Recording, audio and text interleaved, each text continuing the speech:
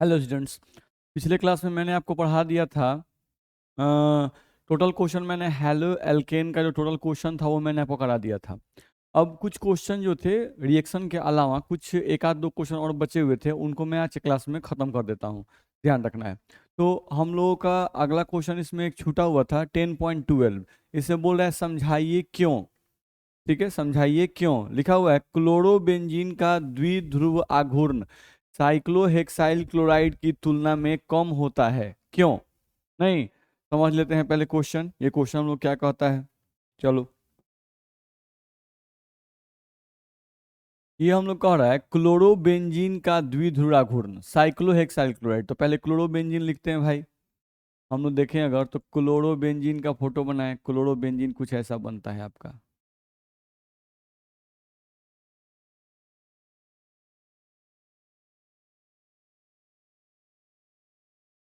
ये हो गया आपका क्लोरोबेंजीन, क्लोरीन यानी क्लोरो और इसको कहते हैं बेंजीन, ये क्लोरोबेंजीन हो गया। एक दिया है साइक्लोहेक्साइल क्लोराइड।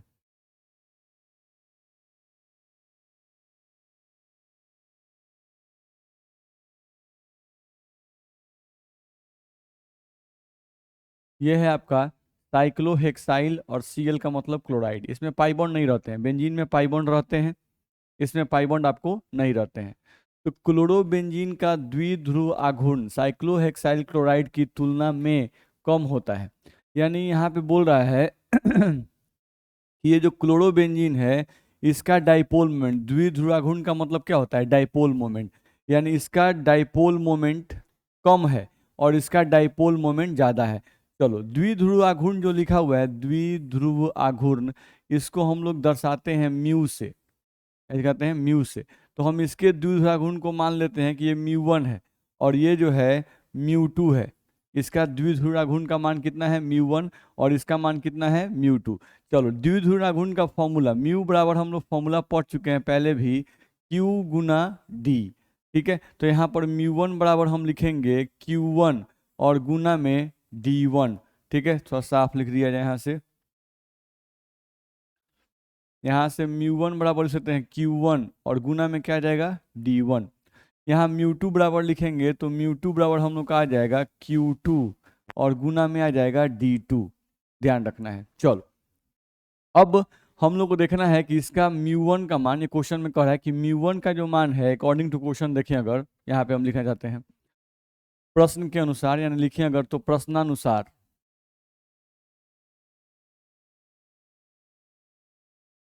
प्रश्नानुसार क्या मालूम चल रहा है, तो प्रश्नानुसार ये बता रहा है कि म्यू 2 का जो मान है वो ज्यादा है और म्यू 1 का जो मान है वो कम है। यानी इसका डाइपोल मोमेंट कम है, द्विध्रुवाघूर्ण का मान इसका कम है और इसका द्विध्रुवाघूर्ण का मान क्या है, ज्यादा है। तो कारण बताना है कि क्यों ऐसा होता है। ठीक है, तो समझने की कोशिश करते हैं। डाइपोल मोमेंट जो है वो Q1 और D पे डिपेंड करता है। तो अब Q कहाँ का देखना है, वो देखो, यहाँ पर जो कार्बन है और यहाँ पर जो क्लोरीन है, नहीं, तो यहाँ पे कार्बन और क्लोरीन के बीच के विद्युत नात्मकता का अंतर, Q1 का मतलब होता है दो परमाणुओं के बीच के विद्युत नात्मकता का अंतर। तो यहाँ पर कार्बन और क्लोरीन के बीच के विद्युत नात्मकता का अंतर देखना है। चलो, यहाँ पर देखें अगर तो ये मोर इलेक्ट्रोनिगेटिव होता है तो इस पर होगा पार्शियल निगेटिव, कार्बन पर होगा पार्शियल पॉजिटिव चार्ज। ये मोर इलेक्ट्रोनिगेटिव है, ज्यादा विद्युतनात्मक है तो इस पर होगा निगेटिव चार्ज, इस पर होगा पॉजिटिव चार्ज। यहाँ पर जो कार्बन का संकरण है, ये कार्बन का संकरण है sp2। ध्यान रखना है। इसमें आते हैं, यहाँ पे कार्बन और यहाँ पे भी क्लोरीन, देख लो भाई, यहाँ भी कार्बन था और यहाँ भी क्लोरीन था, यहाँ भी आपका कार्बन और यहाँ भी क्लोरीन है। फिर इस पर से ऋण आवेश आएगा, इस पर आपका धन आवेश आएगा, लेकिन यहाँ जो कार्बन है इसका संकरण अब देखिएगा तो वो होगा sp3। ध्यान रखना है, इसका संकरण क्या होगा, sp3। अब हम लोग को ध्यान रखना है विद्युत नात्मकता के लिए एक बात,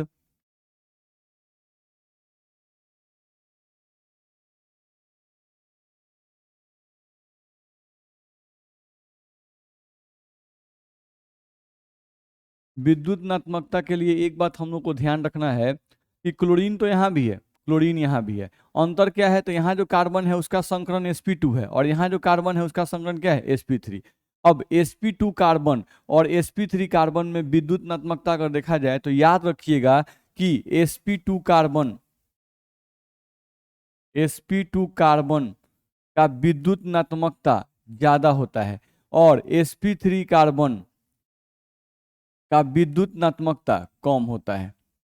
ठीक है, तो अब हमको देखो तो Q1 का मतलब होता है, यहाँ पर Q1 का मतलब हम लिख दे रहे हैं, Q का मतलब हम लिख दे रहे हैं, Q का मतलब होता है दो परमाणुओं के बीच के विद्युत नात्मकता का अंतर। दो परमाणुओं के बीच, दो परमाणुओं के बीच के विद्युत ऋणात्मकता का अंतर, विद्युत ऋणात्मकता का अंतर, यही होता है दो परमाणुओं के बीच के विद्युत नात्मकता का अंतर। तो यहाँ पर आप देखिएगा तो sp2 कार्बन है, इसका विद्युत नात्मकता ज्यादा है, तो इसका विद्युत नात्मकता ज्यादा है तो हम मान लेते हैं कार्बन का जो विद्युत नात्मकता यहाँ पर 2.5 है भाई। यहाँ पे जो क्लोरीन है इसका विद्युत नात्मकता का मान मान लेते हैं 3। चलो, तो हमको इसके लिए Q का मान निकालना है, इस केस में पहले Q का मान निकालना है। तो अगर Q का मान निकालिएगा इस केस में तो क्या कीजिएगा, 3 माइनस 2.5, यानी Q1 का मान निकाल रहे हैं 3 माइनस 2.5, तो इसका वैल्यू क्या आ जाएगा 0.5। ठीक, हम ऐसे मान लिए इसका विद्युत नात्मकता कम है तो 3 से कम होगा 2.5, और इसका 3 मान लिए, दोनों घटा दिए तो वैल्यू क्या आ गया 0.5। चलो यहाँ पर आए तो यहाँ पे क्लोरीन का विद्युत नात्मकता का मान 3 ही होगा, जो यहाँ पर माने हैं वही यहाँ पर भी मान लिए। चलो अब sp3 जो है ये इस कार्बन का विद्युत नात्मकता कम होगा, नहीं किससे भाई, sp2 से। तो sp2 का कितना है 2.5, तो हम इसका कम होगा तो कम यानी इसका 2 मान लिए। अब हम यहाँ से Q2 का मान निकालना चाहते हैं, इस केस में हम लोग Q2 का मान निकालना चाहते हैं, तो Q2 का मान निकालेंगे तो Q2 का मान कितना आएगा 3 माइनस 2, 3 माइनस 2 बराबर 1। तो अब देखो तो इस केस में Q1 का मान 0.5 आया और Q2 का मान जो था वो कितना आ गया 1 आ गया। तो आपको इस केस में दिखाई देगा, क्या दिखाई दे रहा है कि Q1 और Q2 कंपेयर करें तो Q2 का मान ज्यादा है और Q1 का मान कम है, ध्यान रखना है। Q1 का मान कम है और Q2 का मान ज्यादा है। तो डाइपोल मोमेंट जो है वो डिपेंड किस पे करता है, एक तो Q पे डिपेंड करता है, नहीं तो इसका Q1 कम है तो इसलिए इसका डाइपोल मोमेंट कम होगा, इसका Q2 ज्यादा है इसलिए इसका डाइपोल मोमेंट ज्यादा होगा। नहीं, हम लोग को ध्यान ये रखना है कि इन दोनों के विद्युत नात्मकता का अंतर जो है वो Q1 है, इन दोनों परमाणुओं के विद्युत नात्मकता का अंतर जो है वो आपका Q2 है, वो आपका क्या है Q2 है। तो इसका विद्युत नात्मकता ज्यादा इसका भी ज्यादा, तो दोनों का ज्यादा है तो दोनों में अंतर जब निकालेंगे तो बहुत कम का आएगा। इसमें क्या है कि इसका विद्युत ज्यादा और इसका बहुत कम, तो बहुत ज्यादा में से बहुत कम घटाएंगे तो दोनों का अंतर क्या आएगा ज्यादा आ जाएगा। बात समझ में आ रही है नहीं, ध्यान से बातों को सुनिएगा। तो यहाँ पर इस कार्बन की विद्युत नात्मकता ज्यादा, क्लोरीन का भी विद्युत नात्मकता ज्यादा, तो ज्यादा में से ज्यादा यानी इन दोनों में बहुत कम का अंतर आएगा, तो बहुत कम का अंतर आएगा 0.5। इसका ज्यादा और इसका बहुत कम, तो ज्यादा में से बहुत कम घटाएंगे, ज्यादा में से बहुत कम घटाएंगे तो वैल्यू क्या आएगा ज्यादा आएगा, इसलिए इसका Q2 ज्यादा आ गया और इसका Q1 जो था वो क्या आ गया कम आ गया, इसलिए इसका डाइपोल मोमेंट कम होगा और इसका डाइपोल मोमेंट जो होगा वो क्या होगा ज्यादा होगा। ध्यान ध्यान रखना है। चलो दूसरे बात पे आ जाए, बात करते हैं इसमें D1 और D2 की बात करते हैं, D1 की और बात करते हैं D2 की। तो समझने की कोशिश करो, हम लोग एक तो विद्युत नात्मकता के आधार पर देखें, अब हम लोग बात करते हैं आकार की, आकार की। तो देखो sp2 कार्बन जो होता है वो छोटा होता है, देखो इसमें एक S है और 2 P है, इसमें देखो एक S है और 3 P है, तो इस कार्बन का आकार जो है वो बड़ा होता है और इस कार्बन का आकार जो है वो छोटा होता है। ध्यान रखना, हम लोग देखें अगर तो हम लोग बोलते हैं कि sp2 कार्बन जो है ये छोटा होता है और sp3 कार्बन जो है sp3 कार्बन आपका जो है ये बड़ा होता है। तो यहाँ पर इसके लंबाई यानी ये आपका D2 है और ये आपका D1 है, ध्यान रखना है। तो इसका लंबाई जो है वो ज्यादा होगा और इसका लंबाई क्या होगा कम होगा। तो अगर इसका लंबाई ज्यादा होगा, अगर इसका लंबाई ज्यादा होगा तो इसका D2 ज्यादा और इसका D1 कम, ध्यान रखना है। तो उस केस में भी आप चेक कीजिएगा, नहीं आकार के आधार पर तो हम लोग यहाँ पर देख सकते हैं कि D2 का मान जो है वो ज्यादा है और D1 का मान क्या है कम है। तो इस कारण से भी इसका डाइपोल मोमेंट क्या होगा ज्यादा होगा और इसका डाइपोल मोमेंट कम होगा। देख लो सेकंड केस में Q2 का मान भी ज्यादा आ गया और D2 का मान भी क्या आ गया, ज्यादा आ गया। तो Q गुना D का मान जब ज्यादा आएगा तो μ2 का मान भी क्या आएगा, ज्यादा आएगा। ध्यान रखना है। तो कोई भी पूछता है अगर हमसे कि क्लोरोबेंजीन, अगर कोई भी आपसे पूछता है कि क्लोरोबेंजीन का डाइपोल मोमेंट साइक्लोहेक्साइल क्लोराइड की तुलना में कम होता है, क्यों कम होता है, क्यों, तो आपको बताना होगा यहाँ पर कि साइक्लोहेक्साइल क्लोराइड में कार्बन का संकरण, साइक्लोहेक्साइल क्लोराइड में कार्बन का संकरण sp2 होता है। और सॉरी, फिर से हम लोग बोलते हैं, यहाँ पे क्लोरोबेंजीन है, क्लोरोबेंजीन में कार्बन का संकरण जो है वो sp2 होता है, ध्यान रखना है। और साइक्लोहेक्साइल क्लोराइड में कार्बन का संकरण sp3 होता है। sp2 कार्बन की विद्युत नात्मकता ज्यादा होती है, sp3 कार्बन की विद्युत नात्मकता कम होती है। जब हम लोग यहाँ पर क्लोरोबेंजीन में कार्बन और क्लोरीन के बीच के विद्युत नात्मकता का अंतर निकालते हैं तो इसका मान कम आ जाता है, जबकि साइक्लोहेक्साइल क्लोराइड में कार्बन और क्लोरीन के विद्युत नात्मकता का अंतर जो है ये ज्यादा आ जाता है। ध्यान रखना है, विद्युत नात्मकता का अंतर क्या आता है भाई, ज्यादा आ जाता है। इस कारण से इसका डाइपोल मोमेंट ज्यादा होगा और इसका डाइपोल मोमेंट कम होगा, एक कारण। दूसरा कारण क्या है, दूसरा कारण आता है डिस्टेंस की बात करते हैं। तो हम लोग को बोला कि sp2 कार्बन जो है वो छोटा होता है और sp3 कार्बन जो है ये बड़ा होता है, तो ये लंबा बॉन्ड बनाएगा। ये कार्बन बड़ा होता है, ये कार्बन sp2 कार्बन छोटा होता है, तो इस बॉन्ड की लंबाई ज्यादा होगी और इस बॉन्ड की लंबाई छोटी होगी। तो बॉन्ड की लंबाई ज्यादा होगी यानी इसके D2 का मान ज्यादा होगा और इसके D1 का मान क्या होगा, कम होगा। इस कारण से भी इसका डाइपोल मोमेंट ज्यादा होगा और इसका डाइपोल मोमेंट क्या होगा, कम होगा। ठीक है, तो इस चीज को आपको अपने से लैंग्वेज में लिखना है। लिखने के लिए तो हम भी लिख सकते हैं, लेकिन मैंने आपको समझा दिया, अब अपने से लिखिएगा आप तो आपका कॉन्सेप्ट ज़्यादा क्लियर होगा। ठीक है, कहीं भी दिक्कत होगा तो फिर से हम पूछिएगा, लेकिन हाँ ध्यान से इस वीडियो को इसको बार बार सुनिएगा तो आपका कॉन्सेप्ट क्लियर हो जाएगा। नहीं एक बार में नहीं समझ में आया फिर दोबारा इसको सुनिएगा, तिबारा सुनिएगा, फिर उसके बाद भी नहीं समझ में आया तो हमसे पूछिएगा, मैं बता दूंगा आपको ठीक से। और चलो, तो इसको आपको लैंग्वेज में अपने से लिखना है, मैंने समझाया है, सिर्फ आपको लिखना है इसको लैंग्वेज में। ठीक है, चलिए अगले क्वेश्चन पे आते हैं। अगला क्वेश्चन हम देखें अगर, तो अगला क्वेश्चन दिया हुआ है अल्काइल हैलाइड ध्रुवीय होते हुए भी जल में अमिश्रणीय होते हैं। ध्यान रखना है, ठीक है। तो अल्काइल हैलाइड ध्रुवीय होते हुए भी जल में अमिश्रणीय है, क्यों, समझते हैं इस बात को। देखो तो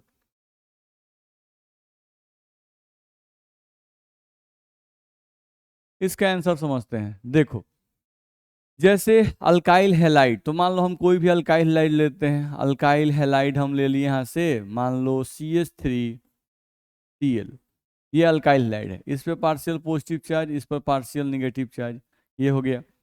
यहाँ से हम देखें तो अल्काइल हैलाइड हमारा CH3, यहाँ पर Cl, इस पे पार्शियल पॉजिटिव चार्ज भाई, इस पे पार्शियल नेगेटिव चार्ज। ध्यान रखना है। तो एक बर्तन में आपका क्या है, अल्काइल हैलाइड है, ठीक है। तो इनके बीच में निगेटिव पॉजिटिव के बीच में थोड़ा बहुत अट्रैक्शन है, हम दिखा दिए।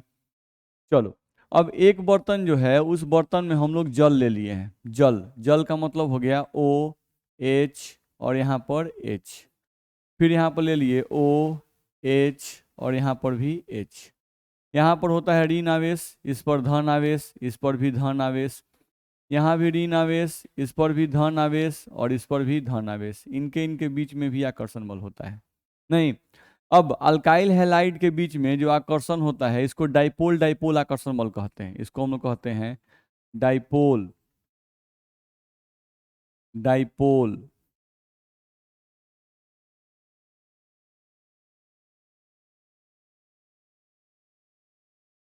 आकर्षण बल।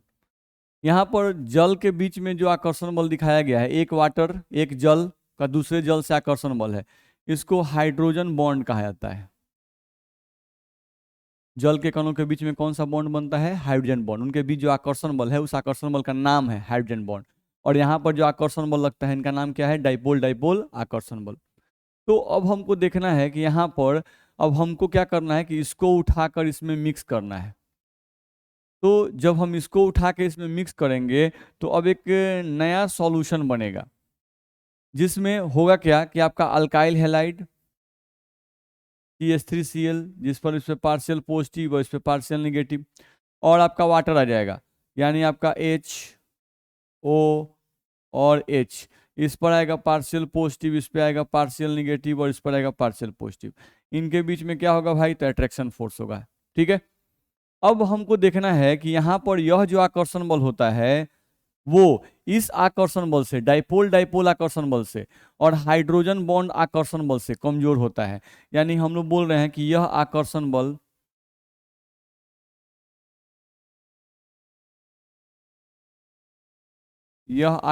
बल सबसे कमजोर होता है। यानी इन दोनों आकर्षण बल से सबसे कमजोर होता है। अब चलो, मेरे कहने का सेंस ये है कि यहाँ पर अल्काइल हैलाइड और अल्काइल हैलाइड जब एक बर्तन में है तो इनके बीच में अपना एक आकर्षण बल है जिसको डाइपोल डाइपोल आकर्षण बल कह रहे हैं। पानी और पानी के मॉलिक्यूल में भी आकर्षण बल है, उस आकर्षण बल का नाम क्या है, हाइड्रोजन बॉन्ड। नहीं, अब इन दोनों आकर्षण बल को कंपेयर करें तो यह आकर्षण बल स्ट्रांग होता है और यह क्या होता है, कमजोर होता है। ठीक है, अब हम एक पदार्थ को दूसरे पदार्थ में डाल रहे हैं, नहीं यानी पानी एक पदार्थ हो गया और उसमें आप अल्काइल हैलाइड डाल रहे हैं, तो पुराने आकर्षण बल टूट जाते हैं और नया आकर्षण बल बनता है। तो नया आकर्षण बल बनेगा पानी के बीच में और अल्काइल हैलाइड के बीच में। तो पानी के अंदर अल्काइल हैलाइड तभी अच्छी तरीके से घुलेगा जब पानी के साथ अल्काइल हैलाइड का आकर्षण बल ज्यादा होगा। लेकिन यहां पर क्या हो रहा है, यहां पर अल्काइल हैलाइड के बीच का आकर्षण बल, पानी पानी के बीच का आकर्षण बल और पानी और अल्काइल हैलाइड के बीच के आकर्षण बल को जब कंपेयर किया गया तो पानी और अल्काइल हैलाइड के बीच का आकर्षण बल सबसे कमजोर पाया गया। तो अगर यह आकर्षण बल सबसे कमजोर है तो निश्चित रूप से आकर्षण बल कमजोर यानी कि घुलनशीलता भी कम। ध्यान रखना है, घुलनशीलता भी क्या होगी भाई, तो बिल्कुल कम हो जाएगी। घुलनशीलता, एक पदार्थ दूसरे पदार्थ में तभी अच्छे तरीके से घुलता है जब एक पदार्थ के कणों का दूसरे पदार्थ के कणों से आकर्षण बल हो। जितना ही ज्यादा आकर्षण बल होगा उतना ही एक पदार्थ दूसरे पदार्थ में जल्दी घुलेगा और बहुत अच्छे तरीके से घुलेगा। जैसे नमक पानी में घुलता है तो नमक और पानी के कणों के बीच में आकर्षण बल बहुत ज्यादा होता है, इस कारण से नमक में पानी बहुत तेजी में घुल जाता है, आसानी से घुल जाता है। नहीं, लेकिन यहाँ पर हम लोग क्या कहा जा रहा है कि अल्काइल हैलाइड ध्रुवीय होते हुए भी जल में अमिश्रणीय होते हैं। अब अल्काइल हैलाइड ध्रुवीय है और जल भी आपका क्या होता है, ध्रुवीय। जल भी आपका क्या होता है, ध्रुवीय होता है। तो कहने का मतलब है, हम लोग पढ़े हैं विलियन चैप्टर में कि समान समान को घुलाता है, ध्रुवीय में ध्रुवीय घुलता है। तो अल्काइल हैलाइड को जल में घुलना चाहिए, फिर भी अमिश्रणीय होता है यानी बहुत कम घुलनशील होता है। तो क्यों, तो आप बोलिए कि जल और जल के बीच का आकर्षण बल ज्यादा होता है। अल्काइल हैलाइड और अल्काइल हैलाइड के बीच का आकर्षण बल भी ज्यादा होता है। हम जब अल्काइल हैलाइड को पानी में डालते हैं तो एक नया आकर्षण बल जो बनता है वो सभी आकर्षण बलों से कमजोर बनता है। उन सभी आकर्षण बलों से अगर ये कमजोर बनेगा, इसका मतलब हुआ कि अल्काइल हैलाइड और पानी एक दूसरे को पसंद नहीं करते हैं, उनके बीच में आकर्षण बल बहुत ही कमजोर होता है। इस कारण से अल्काइल हैलाइड जल में अघुलनशील होता है या बहुत कम घुलनशील होता है, ऐसा हम लोग बोल सकते हैं।